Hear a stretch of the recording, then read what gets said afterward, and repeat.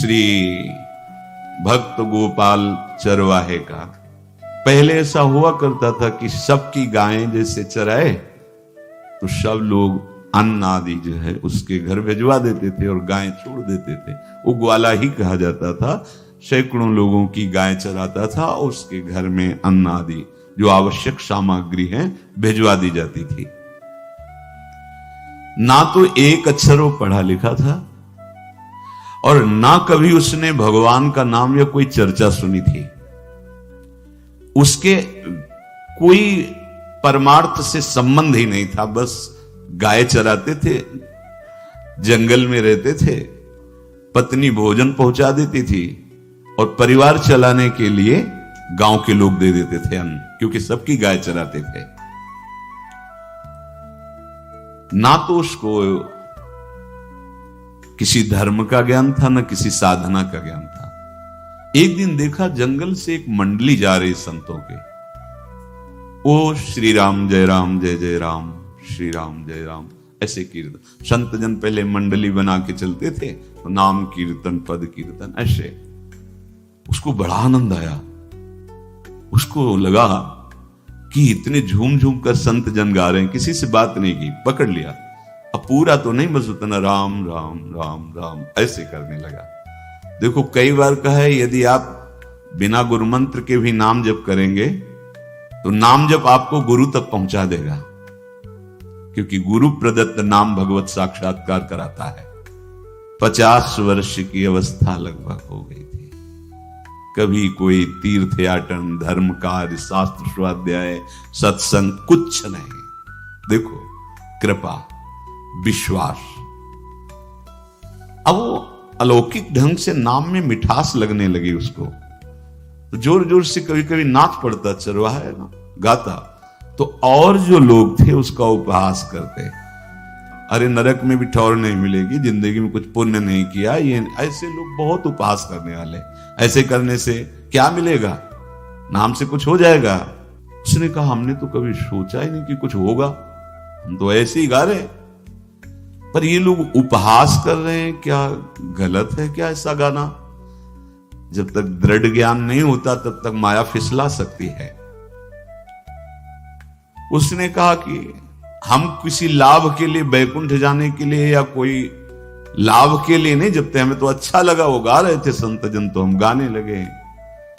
क्या सही में आप लोग समझते हैं कि ये गलत है? उनका तुम मूर्ख हो, तुम्हारी क्या समझ में आए? और उपहास करते उसका।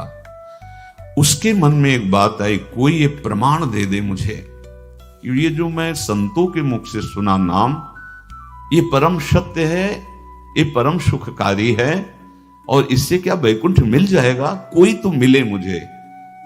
और जब किसी के हृदय में ऐसी आकांक्षा होती है तो वही मिल जाते हैं जो सबके हृदय की जानते हैं। एक दिन उसने देखा जब लोग दिल्ली की हंसी मजाक कर रहे थे, उसी समय एक लंगोटी पहने हुए, हाथ में कमंडल और दंड धारण किए हुए कोई वीतराग परमहंस दौड़ा, चरणों में गिर गया। महाराज महाराज, बस एक बात आप बता दीजिए, जो हम राम राम कह रहे हैं, ये लोग उपहास करते हैं, क्या इससे हमारा कल्याण हो जाएगा, बैकुंठ मिल जाएगा? तो उन्होंने कहा बेटा, ये बहुत मंगल में भगवान का नाम है, पर हमें लगता है कि तुम्हें गुरुदेव की आवश्यकता है। यदि तुम गुरु कृपा पात्र बन जाओ तो इन उपहास करने वालों की बातें तुम्हारे मन में नहीं लगेंगी और निश्चित तुम्हें भगवत साक्षात्कार हो जाएगा। तो पैर पकड़ लिया और कहा महाराज आप ही गुरु बन जाओ ना हमारे, आप ही हमें मंत्र दे दो। तो उन्होंने कहा हम तो तीर्थ यात्रा में हैं, ऐसा हम नहीं कर सकते, पर यदि तुम भगवान से प्रार्थना करोगे तो तुम्हारे कल्याण के लिए सदगुरु प्राप्त हो जाएगा। इसलिए जैसे कोई पूछते हैं किसको सदगुरु बनाऊं, तुम कहते किसी को नहीं, पहले भगवान को मानो, श्री हरि को, जगत गुरु श्री कृष्ण को, फिर उनसे प्रार्थना करो कि यदि आप आवश्यक समझते हो कि सदगुरु के रूप में आप आकर के हमारा कल्याण करेंगे तो मुझे पहुंचा दो, या आप स्वयं आ जाओ। मैं नहीं खोज कर पाऊंगा, मेरी वो दृष्टि नहीं है कि मैं किसी महापुरुष को पहचान सकूं। मैं तुमसे सत्य कहता हूं, सदगुरु की जो शरण में हो गया तो उसके जीवन नौका की डांट सदगुरु अपने हाथ में ले लेते हैं। फिर उसको कोई भय, कोई उपहास, कोई लज्जा नहीं सताती। वो सुख पूर्वक इस दुखद अपार संसार समुद्र से पार हो जाता है। पर बेटा, तेरे ऊपर भगवान की बड़ी कृपा है, क्योंकि तू संतों को मानता है। तू मेरी बात पर विश्वास कर ले, अंदर से तू एकांत में रो, तुझे सदगुरु मिल जाएंगे। अब ऐसा कहकर वो अपने राह में चले तीर्थ यात्रा के लिए। अब वो खोजता, एकांत में बैठकर देखता, कभी कभी वो पेड़ पे चढ़ जाता कि कोई संत तो नहीं आ रहे हैं। अब उसके लिए वहां भोजन पहुंच जाता, पाता, गाय देखता और बस खोज करता कि सदगुरु आ जाए, सदगुरु आ जाए।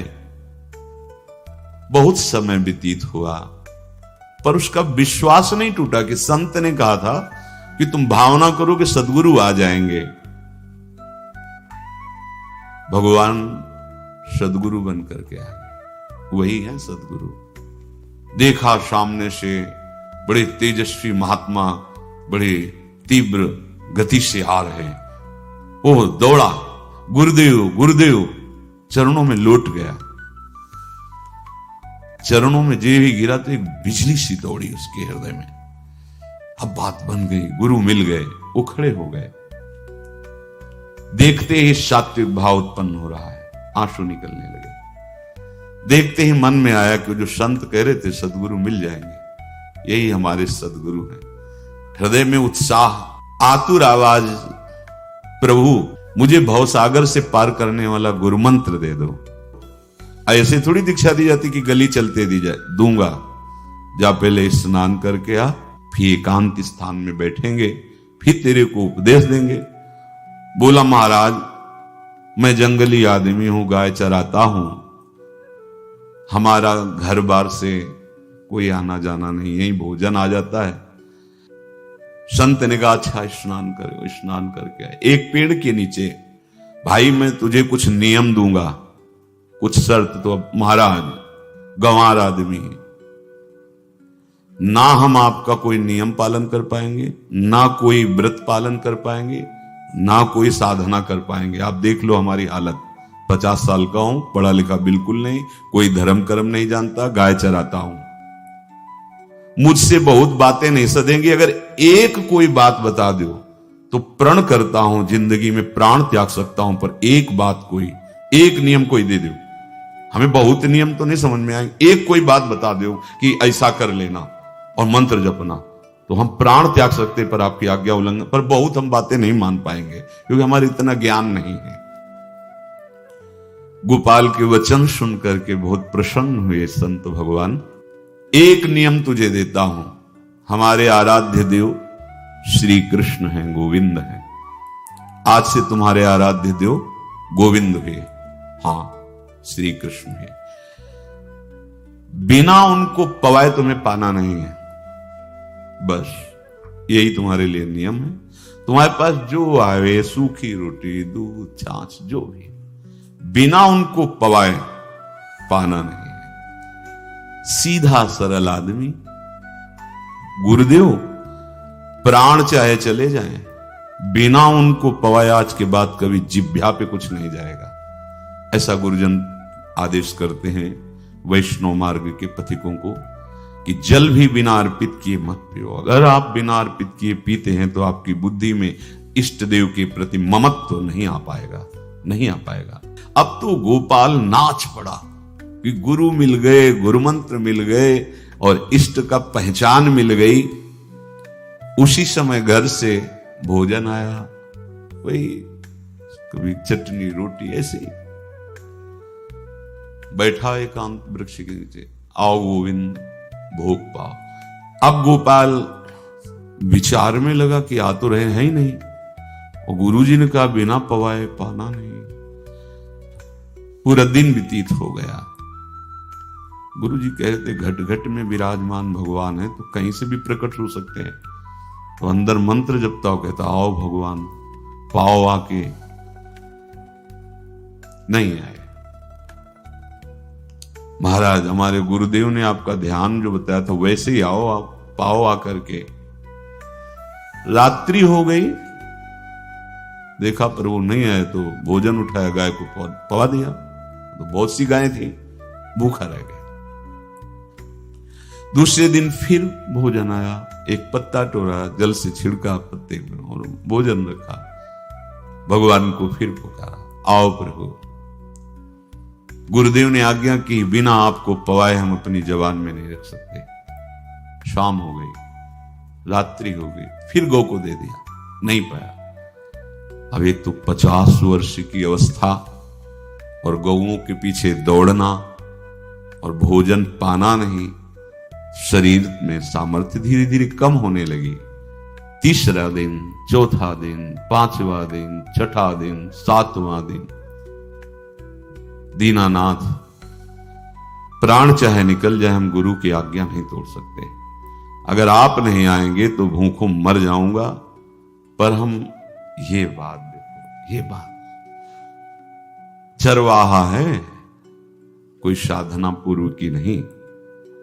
गौ सेवा के प्रताप से उससे संतों में प्रीति हो गई। नाम की कृपा से गुरु, गुरु की कृपा से नामी की प्राप्ति की चाह। ऐसे कई दिन व्यतीत होते, अस्थि मात्र होए रहे शरीरा।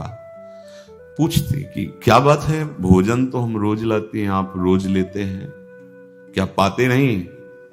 आपका विषय नहीं। शिक्षा मिलती है, यहां अपने गुरु उपदिष्ट साधन को किसी से बताना नहीं चाहिए।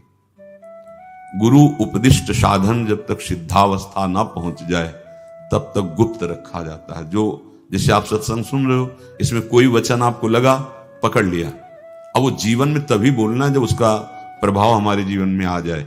नहीं ऐसे नहीं बोलना, नहीं तो निकल जाएगा। और अगर रोक लिया तो मंथन करेगा अंदर और आपको उसमें स्थित कर देगा।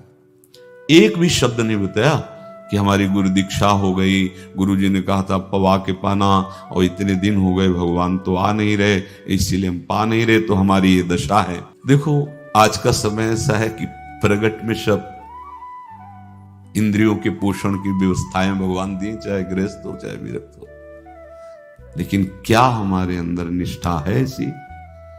सबरी जी जब उनके गुरुदेव पधारने लगे तो चरणों में रो के गिरे कि प्रभु इस पूरे विश्व में मुझ अधम को सिर्फ आप ही प्यार करने वाले, आप ही ने दुलार करके मुझे रखा, नहीं सब जगह ठोकर मिलती, कोई भी संत महात्मा हमारी तरफ देखना नहीं चाहते, और प्रभु आप जा रहे हो, आप कैसे जीवन जानते हो? क्या कहा, हम तो भजन के प्रभाव से भगवान के धाम जा रहे हैं। बेटा भगवान स्वयं चलकर तुम्हारे पास आएंगे। सबरी जी बहुत वर्षों तक कभी गुरु के वचनों पर अविश्वास नहीं हुआ, क्यों कहते थे भगवान आएंगे, रोज पावड़े डालती हूँ, सोहनी लगा के जल छिड़कती हूँ, रोज पे लगता है फुसला तो नहीं दिया गुरु जी ने? नहीं, गुरु के वचन भगवान आएंगे। शायद ऐसा वर्णन की शास्त्र हजार वर्ष सोचो जरा, और भगवान आए और सबरी को निहाल किया। ऐसे हो गुरुदेव ने कहा है भगवान आएंगे, जब तक वो ना पाएंगे तब तक हमने कहा है कि और उनका उद्देश्य अलग था, कहने का कि आप भगवान को भोग लगा के पाइएगा और भजन कीजिएगा तो मंत्र के प्रभाव से तुम्हारे मानस पटल पर भगवान दिखने लगेंगे। ऐसा होता है, पर वो सीधा आदमी सीधा समझा, जब तक भगवान नहीं पाएंगे तब तक हमें नहीं पाना। 18 दिन बीत गए, कुछ न खाना न पीना। गोविंद भी देखते हैं, बाल भक्त ओम प्रकाश जी महाराज यही अपने चामुंडा के पास से उधर, बहुत नामनिष्ठ महात्मा, बाल भक्तों में बहुत ही मानो प्रहलाद जी ही हैं। जैसे प्रहलाद जी नामनिष्ठ भगवान निष्ठ, घट घट में भगवान को देखने वाले, ऐसे श्री ओम प्रकाश जी बाल भक्त।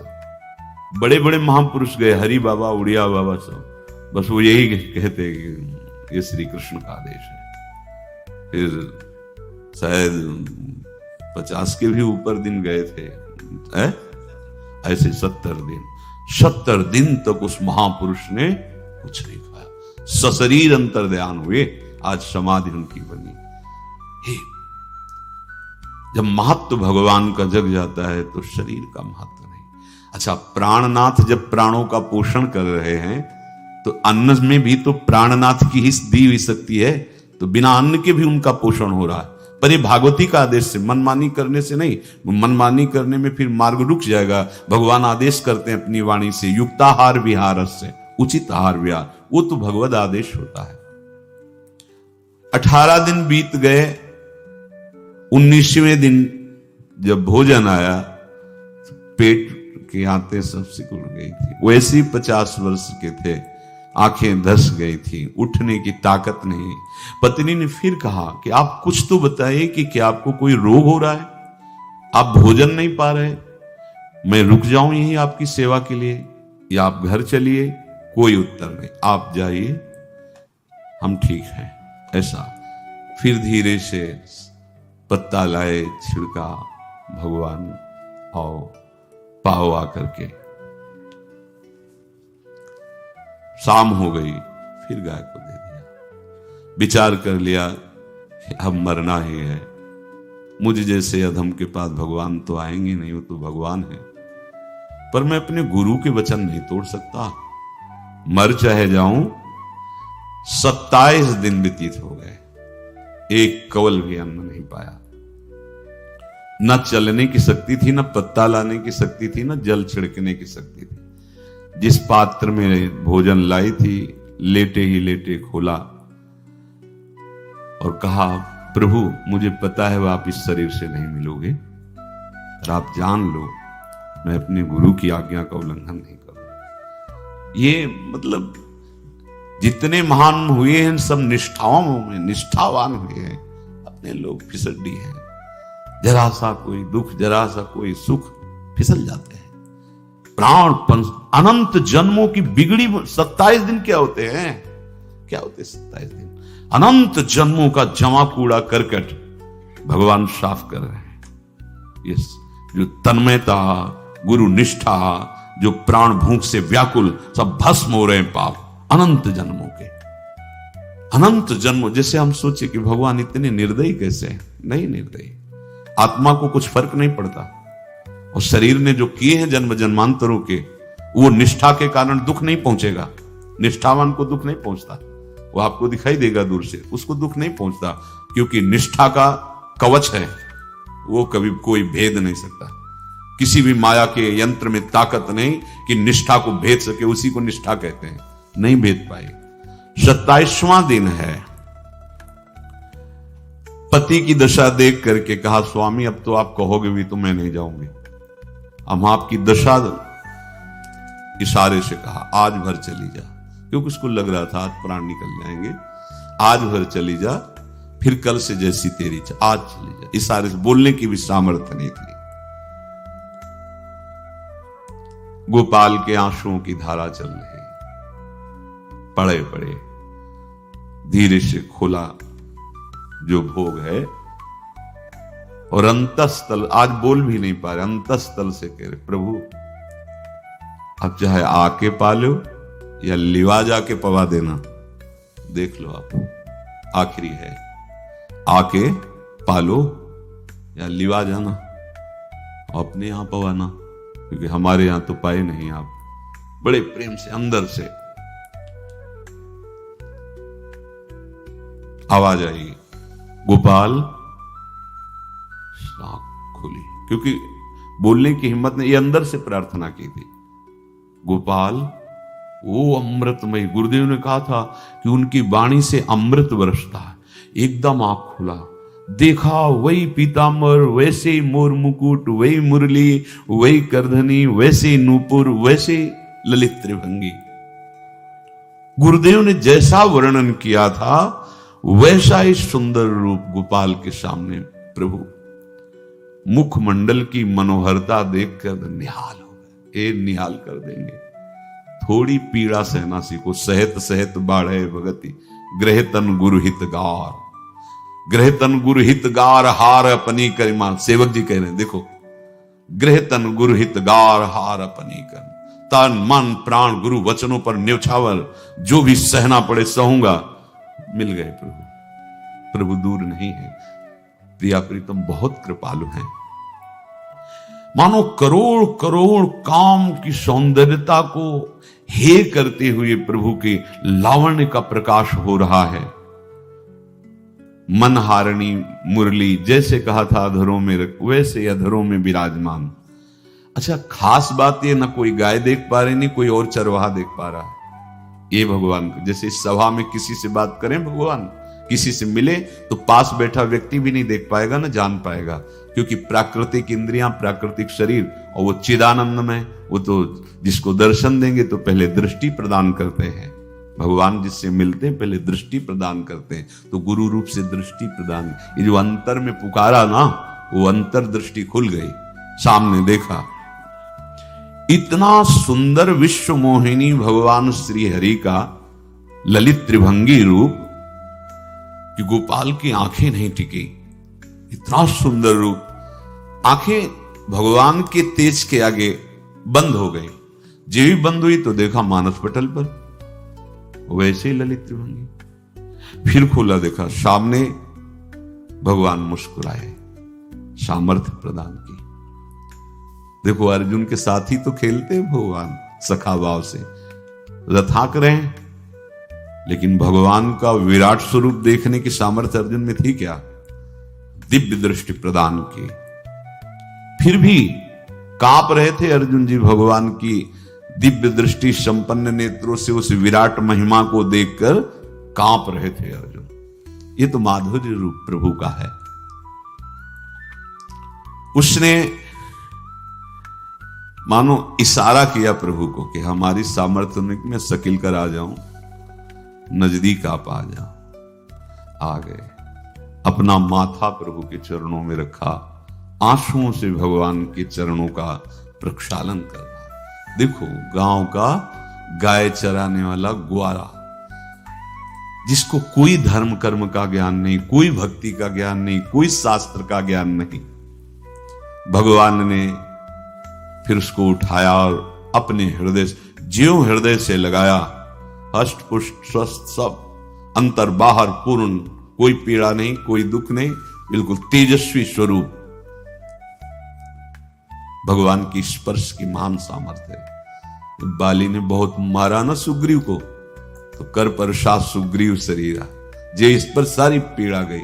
भगवान अमृत सावी है, भगवान दिव्य चिदानंद भाव देने वाले हैं। अब तो सुरमुनि वांछित प्रभु की छाती से लपटा हुआ है। ये ऐसा ना सोचो कि कहानियां हैं, ऐसा ये सत्य विषय आप भी प्राप्त कर सकते हैं। इसी के लिए रोज सत्संग होता है। जब वो भगवान से लिपट कर छाती में अश्रु की बूंदे, तो भगवान ये था माम प्रपद्यन्ते, भगवान की अश्रु बूंदों से गोपाल का अभिषेक हो रहा है, मानो सुदामा मिलन हो रहा है। जैसे भगवान को दैन्य बहुत प्रिय है। तभी भाई जी महाराज कहते हैं पद में कि बुद्धिहीन बना दो हे भगवान, हमें बुद्धिहीन बना दो। ये जो बहुत बुद्धि चलती है ना, इसके लिए दौड़ भाग है। नहीं, सीधे प्रभु हमारे हैं, हम प्रभु के हैं। नाम जप आश्रय भगवत प्राप्ति निश्चित। भगवान बोले, प्यारे गोपाल अब तो रो मत, देख मैं तेरे प्रेम में पगी हुई ये जो सूखी रोटियां हैं अभी पाता हूं। और भगवान बैठ गए और उसके घर की जो रोटी थी उसे भी। देखो, मुझे त्रिभुवन का कोई भी भोग प्रसन्न नहीं कर सकता गोपाल, मुझे त्रिभुवन का कोई भोग प्रसन्न नहीं कर सकता। इस बात को समझो। जिनको ये भ्रम हो कि हम अधर्म से कमा के 56 भोग लगा के प्रभु को प्रसन्न कर लेंगे, तो ये बात सुनो। कह रहे मुझे त्रिभुवन का कोई भोग प्रसन्न नहीं कर सकता। मैं ऐसे ही अन्न की चाह रखता हूं। भगवान के वचन, जैसे दुर्योधन का महल का सब वैभव त्याग के, स्वागत ठुकरा के और विदुरानी जी के हाथ का छिलका पाया। मैं ऐसे ही अन्न की चाह रखता हूं, भगवान कहते हैं, बलिहारी है। कभी प्यार से एकांत में रो के इनको पवाना सीखो। भले आप इतनी कटोरी में सब्जी, 2 रोटी, अगर दैन्य भाव से कि नाथ कहां आप और कहां, कैसे आपको पवाएगा, जो छवि है ना, पंखा करते जाओ ऐसे बीच बीच में, जल पिला, देखो ना, ये था माम प्रपद्यन्ते तास्तते भजम। आप जैसा मानोगे वैसा ही वो व्यवहार करेंगे, पक्का समझ लो। गोपाल जो सच्चे हृदय से मुझे पुकारता है, मैं अवश्य उसको मिलता हूं। जो प्रेम पूर्वक मुझे पवाता है, मैं अवश्य उसका पाता हूं। पत्रम पुष्पम फलम तोयम ये में भक्त्या, भक्ति पूर्वक जो पवाया। भक्ति पूर्वक का मतलब दैन्य। अभक्त में अहंकार होता है, देखो ये किया मैंने, वो भगवान स्वीकार नहीं करते। वो आपका शुभ कर्म बन सकता है, अब वो भी धर्म से कमाई की है तो, पर भगवान की प्रसन्नता का हेतु होगा दैन्य। जहां भी देखो, हमारे स्वामी को जहां भी देखो दैन्य में बिके हुए पाए गए, दैन्य में। और ये दैन्य किसी बाजार में नहीं मिलती, ये दैन्यता बनावटी नहीं होती, ये वस्तुता हृदय की होती, भगवत प्रदत्त ही होती है। पर जो संत सदगुरुदेव की आज्ञा का अक्षरशः पालन करे तो इस दैन्य का निश्चित प्रादुर्भाव हो जाएगा, अहंकार गलित हो जाएगा। वत्स, मैं किसी भी वस्तु का कभी भूखा नहीं हूं।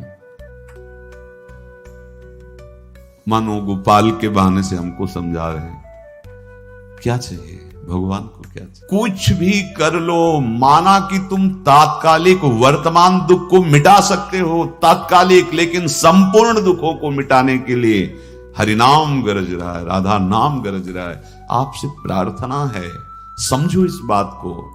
कलयुग केवल नाम आधारा। देखो, सुन के राम राम शुरू किया, मिल गए सिद्ध सदगुरुदेव, दे दिया मंत्र, बता दी निष्ठा, और मिल गए भगवान। और भगवान कह रहे हैं, अब तेरे जीवन में कभी दुख का लेस नहीं रहेगा, तू अब घर जा, अब किसी की गाय चराने की जरूरत नहीं है। कुल परंपरागत तेरे लक्ष्मी बढ़ती रहेगी, तुझे कुछ करने की जरूरत नहीं। देखो, बड़े बड़े सोने के पहाड़ किसी सुनार ने बनाए क्या? प्रभु ने तो बनाया। भगवान हंसते हंसते समझ ही नहीं पाए और अंतर्धान हो गए। अभी गोपाल कुछ अपने मन भर के देख नहीं पाया था, कह नहीं पाया था, भगवान अंतर्धान हो गए। अब तो चिल्ला चिल्ला के रोने लगा और विवश होके आंख मूंदी तो देखा उसके मानस पटल पर छाए। अब तो राजी हो गया कि ये मेरे प्रभु ऐसी जगह विराजमान हो गए, कोई देख नहीं पाएगा, हम रोज बात करेंगे, रोज दर्शन करेंगे। नारायण या गौर श्याम को हृदय निकुंज बसइए। तो इसलिए धैर्य धारण करके, कितना भी कष्ट हो, अब पीछे मत हटो, फिसलो मत। माया अपने पार्षदों को भेजेगी। प्रभु का चिंतन छूटे वो कुछ भी स्वीकार नहीं। प्रभु का चिंतन होते हुए जो हो रहा है उनका सृष्टि का कार्य है, जो जो जिसको सेवा दे हो रहा है। हमारा प्रभु का आश्रय अगर बदला किसी व्यक्ति का आश्रय या किसी अन्य का आश्रय, बहुत घाटा हो जाएगा। अपने इस मन को देखते रहिए कि प्रभु को प्रथम नंबर में रखता है या द्वितीय नंबर में। हमें तो लगता है ये हो सकता है चौथे पांचवें नंबर पे रखता हो। अगर आपको यह वीडियो पसंद आई हो तो इस वीडियो को लाइक करें और मेरे चैनल को सब्सक्राइब करें। आगे आने वाले समय में ऐसी ही और भी वीडियोस में अपलोड करूंगा। अपना कीमती समय देने के लिए धन्यवाद।